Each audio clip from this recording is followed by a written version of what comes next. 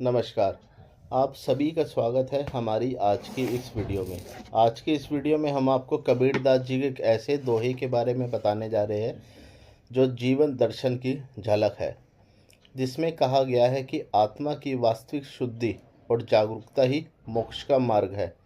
गुरु की कृपा से ही मन का मसलका साफ हो, शब्दों का परिष्कार हो और आत्मा का दर्पण स्वच्छ हो। यह है जीवन का असली सार। इस शिक्षात्मक दोहे को अपने जीवन में अपनाकर हम न केवल अपने जीवन को सफल बना सकते हैं, बल्कि समाज में प्रेम, सद्भाव और सदाचार का माहौल भी बना सकते हैं। तो चलिए, सबसे पहले हम आपको इस दोहे के बारे में बताते हैं कि हम इस वीडियो में किस दोहे की चर्चा करने जा रहे हैं। फिर इस दोहे का अर्थ, सारांश, साथ ही साथ उसके पीछे की शिक्षाएं। तो वीडियो शुरू करते हैं। संत कबीर जी का दोहा जो है वो कुछ इस प्रकार है। गुरु सिकलीगर कीजिए, मन ही मसलकला दे, शब्द छोलना छोली के, चित दर्पण करी ले। जी हाँ, यह दोहा गुरु शिष्य परंपरा, आत्मा की शुद्धि, विवेक का विकास और जीवन के सही मार्ग को समझाने का एक महान संदेश है। अब हम आपको इस दोहे का अर्थ और उसका सारांश बताते हैं। तो चलिए, सबसे पहले इस दोहे की पहली पंक्ति यानी गुरु सिकलीकर कीजिए।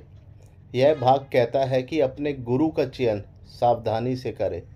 जैसे सिकलीकर धातु को तराश कर उसमें से कीमती वस्तु निकालता है, यहाँ गुरु का अर्थ है वह आत्मा का मार्गदर्शक जो हमें अपने अज्ञान, माया और विपेक्षों से मुक्त कर जीवन में प्रकाश लाने का कार्य करता है। मन ही मसलकला दे।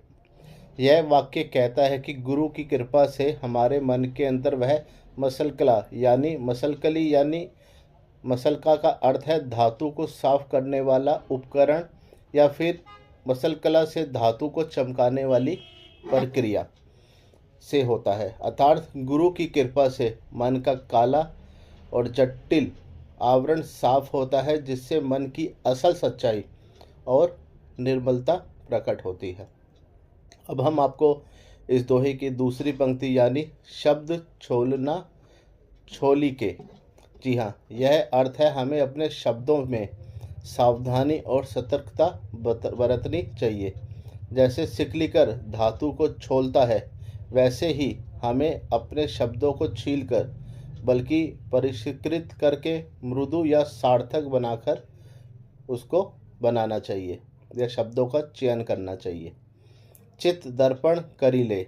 यह अंतिम वाक्य कहता है मन का दर्पण स्वच्छ और साफ होना चाहिए। जैसे दर्पण में प्रतिबिंब स्पष्ट और अशुद्धियों से मुक्त होता है, वैसे ही हमारा मन भी स्वच्छ, प्रतिबिंब और जागरूक होना चाहिए। अब हम आपको इस दोहे की शिक्षा और उसका मूल संदेश बताना चाहेंगे। गुरु का महत्व।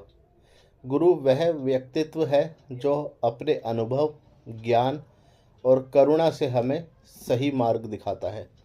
कबीर जी का मानना था कि गुरु बिना जीवन का सही अर्थ और दिशा नहीं है। गुरु की उपस्थिति में मन का काला अंधकार दूर होता है और आत्मा का प्रकाश प्रकट होता है। मन का शुद्धिकरण। मन को शुद्ध करने का अर्थ है अपने अंदर झांकना, अपने विपेक्षों, लालसाओं, मोह माया से मुक्त होना। मन की अशुद्धियों को साफ करने के लिए सतत अभ्यास, ध्यान और गुरु की शरण बहुत जरूरी है। शब्दों का संयम। शब्द का प्रयोग संयमित और परिष्कृत होना चाहिए।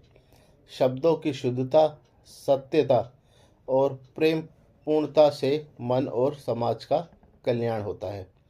चित्त का दर्पण। मन को स्वच्छ और निर्मल बनाना। जैसे दर्पण साफ हो ताकि उसमें जो भी प्रतिबिंब हो वह सच्चा और स्पष्ट हो। यह आत्मा की जागरूकता और स्वाधीनता का सूचक है। अब हम इन शिक्षाओं का जीवन में जो अनुप्रयोग है उसके बारे में कुछ बताना चाहेंगे। यह दोहा केवल एक दर्शन नहीं बल्कि जीवन जीने का तरीका है। इसे अपने जीवन में अपनाकर हम अपने अज्ञान, मोह, माया, द्वेष और विपेक्षों से मुक्ति पा सकते हैं। गुरु की शरण में जाना, सच्चे गुरु की खोज और उनके सानिध्य में रहना चाहिए। गुरु से मार्गदर्शन लेकर अपने मन का मसलकला साफ करना चाहिए। मन का स्वच्छता, मन को निर्मल बनाने के लिए ध्यान, प्रार्थना, सत्संग और सदाचार का सहारा लेना चाहिए। शब्दों का संयम, वाणी में परिष्कार और प्रेम का संचार करना चाहिए। कठोरता, झूठ और द्वेष से बचना चाहिए। आत्मा का जागरूकता, अपनी आत्मा को दर्पण की तरह साफ और शुद्ध बनाने का प्रयास करना चाहिए। अब हम आपको इस दोहे के पीछे का जो दर्शन है उसके बारे में कुछ बताना चाहेंगे। यह दोहा कबीर जी के जीवन दर्शन का सार माना जाता है। कबीर जी का विश्वास था कि व्यक्ति अपने अंदर की अशुद्धियों को दूर कर गुरु की कृपा से आत्मा का प्रकाश प्राप्त कर सकता है। सत्य की खोज, कबीर जी ने जीवन का उद्देश्य केवल सांसारिक लाभ नहीं बल्कि आत्मिक जागरूकता और परमात्मा की भक्ति को माना है। माया का परिहार, माया और मोह पाने के लिए मन का स्वच्छ निर्मल होना बहुत आवश्यक है। संत का मार्ग, संत वह मार्गदर्शक है जो व्यक्ति के अंधकार को दूर करे, उसे प्रकाश की ओर ले चले। आत्मा का दर्पण, आत्मा का दर्पण वह है जिसमें सभी विपेक्ष और आवरण साफ हो और आत्मा की सच्चाई झलक जाए। अब हम आपको इस दोहे के समकालीन जीवन में जो महत्व है उसके बारे में कुछ बताना चाहेंगे। आज के युग में भी यह दोहा अत्यंत प्रासंगिक है। आधुनिक जीवन में हम सब व्यस्त, तनावग्रस्त और अनिश्चित है। सामाजिक द्वेष और वाणी में कठोरता, हमें अपने शब्दों का चयन सावधानी से करना चाहिए। आत्मा की शुद्धि, मन की अशुद्धियों को दूर करने के लिए ध्यान और सत्संग का सहारा लेना चाहिए।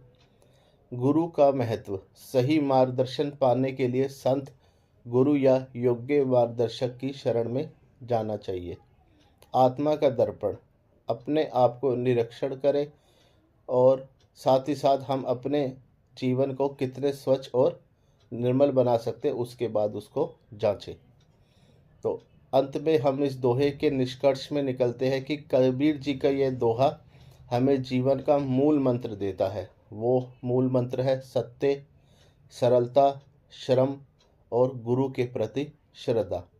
साथ ही साथ दोहा हमें यह सिखाता है कि अपने मन को साफ, अपने शब्दों को मधुर और प्रेमपूर्ण बनाना बहुत आवश्यक है, या हमें उसको ऐसा बनाना चाहिए।